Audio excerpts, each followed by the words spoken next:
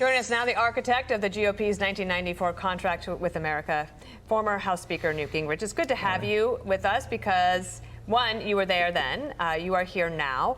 What is the biggest difference, and how can it help Republicans in this particular midterm? Well, I helped President Reagan, then candidate, for the first Capitol Steps event for the contract in 1980. Then we did one in 94 that led to the first House majority in 40 years. This is actually a bigger, more complete, and more sophisticated effort.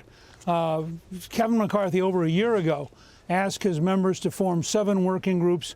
They have produced at their website, commitmenttoamerica.com, they have, I think, over 150 specific pledges. I think it's ironic that Nancy Pelosi would talk about it as extreme.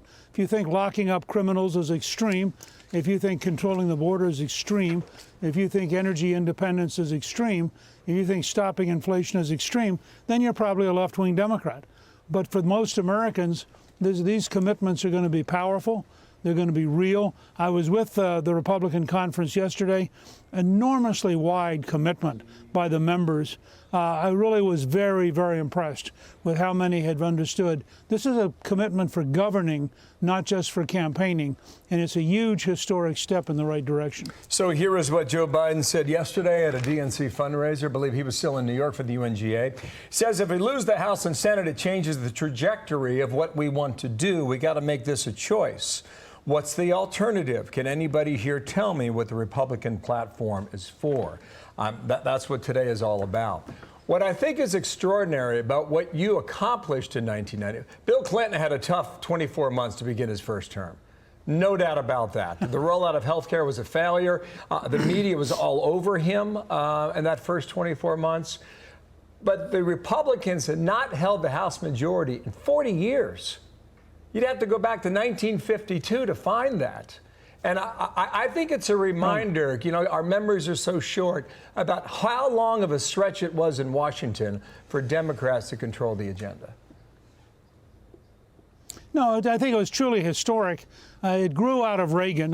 Somebody once said that about 80% of the contract with America was in Reagan's 1985 State of the Union. So in that sense, with welfare reform, balancing the budget, you know, the only 4 balanced budgets in your lifetime came out of the Republicans in the House.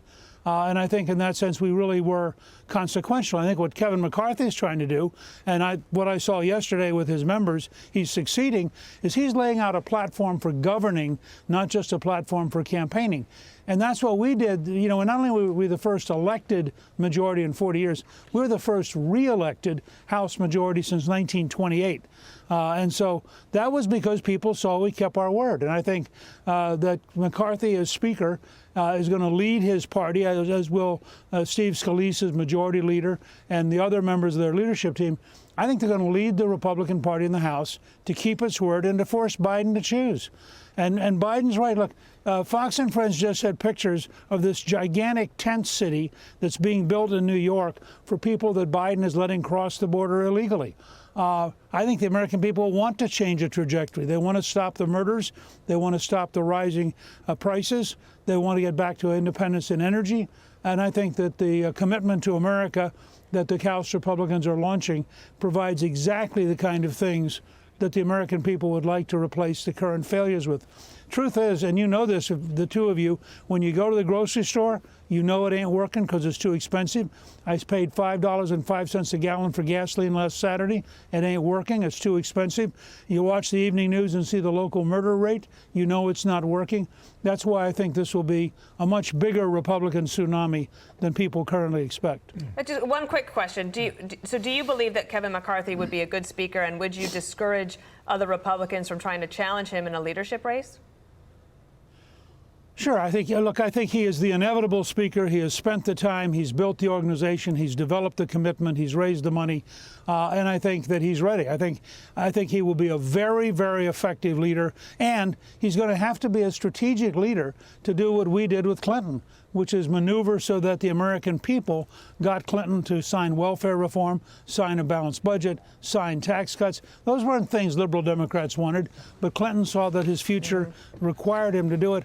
Biden will face the same choice next year, and I think McCarthy's the right person to have to, frankly, maneuver against a very left-wing White House. Just quickly, Speaker Pelosi, this extreme MAG agenda is way out of step with Americans' priorities. She said yesterday to align with Democrats' vision of putting people over politics with lower costs, better paying jobs, and safer communities. Some of the reaction from the Democratic side. Going to be a race to the finish. Sir, thank you for your time. Newt Gingrich in D.C. Thank you. You bet. Hi, everyone. I'm Brian Kilmeade. I want you to do me a favor. I want you to click to subscribe to the Fox News YouTube page. This is the only way that I know for sure that you're not going to miss any great commentary, any great news bites, any great interviews coming your way on Fox. You can get it all here on YouTube. So subscribe right now.